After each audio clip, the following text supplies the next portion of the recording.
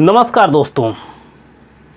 किसी व्यक्ति के लिए उसके प्राण और दैहिक स्वतंत्रता से महत्वपूर्ण दुनिया में शायद ही कोई चीज़ होती हो। कीमती से कीमती चीज़ देखकर भी किसी व्यक्ति से उसका प्राण और दैहिक स्वतंत्रता नहीं मांगा जा सकता। यही कारण है कि विश्व का कोई भी संविधान है वह अपने देश में रहने वाले नागरिकों के प्राण और दैहिक स्वतंत्रता की सुरक्षा के लिए हर संभव प्रयास करता है।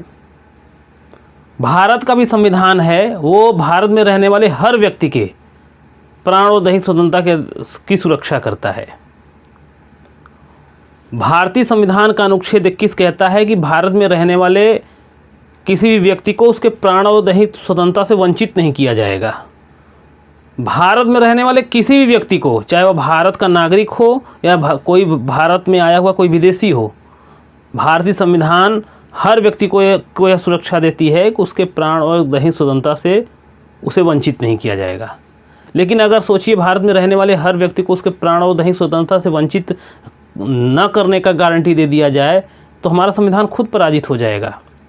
यही कारण है कि संविधान इसके आगे कहता है, अनुच्छेद 21 इसके आगे कहती है कि अगर किसी व्यक्ति की प्राण और दैहिक स्वतंत्रता को वंचित करना ही है, अगर ज़रूरी है उसके प्राण और दैहिक स्वतंत्रता को छीना जाए तो विधि द्वारा स्थापित प्रक्रिया अपना कर ही उसके प्राण और दैहिक स्वतंत्रता से वंचित उसको किया जा सकता है।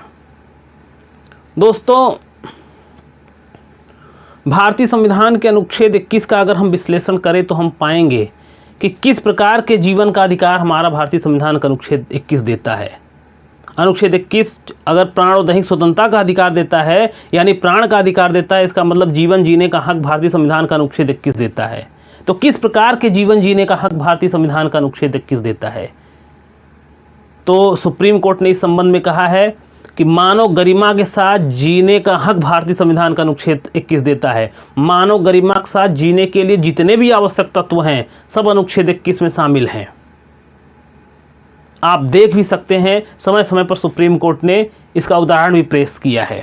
आहार पाने का अधिकार, स्वच्छ पर्यावरण का अधिकार, एकांतता का अधिकार, शिक्षा पाने का अधिकार, घूमने फिरने का अधिकार, विधिक सहायता पाने का अधिकार, चिकित्सा सहायता पाने का अधिकार, ये सब मानव गरिमा को बनाए रखने के लिए बहुत ज़रूरी है। ये सब भारतीय संविधान के अनुच्छेद 21 में सुप्रीम कोर्ट ने माना है।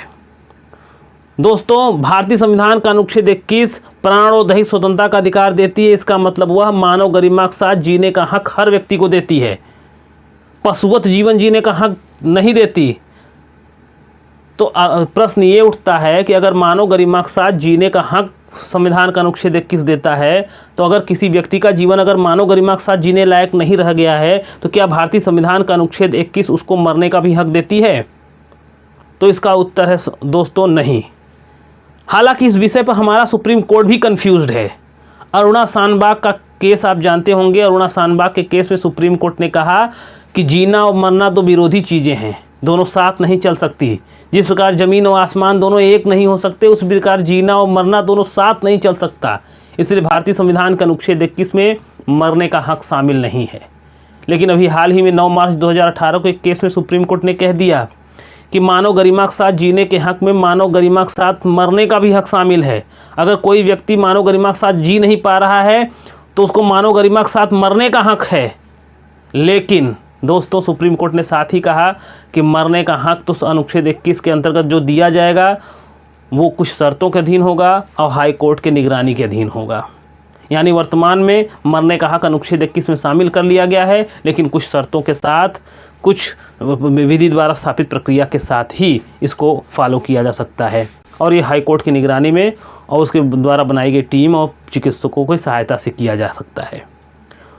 तो दोस्तों, आपको संभवतः ये बात समझ में आ गया होगा कि हमारे जीने के हक में मरने का हक पहले नहीं शामिल था, वर्तमान में शामिल कर लिया गया है, लेकिन इसकी प्रक्रिया बहुत कठिन है।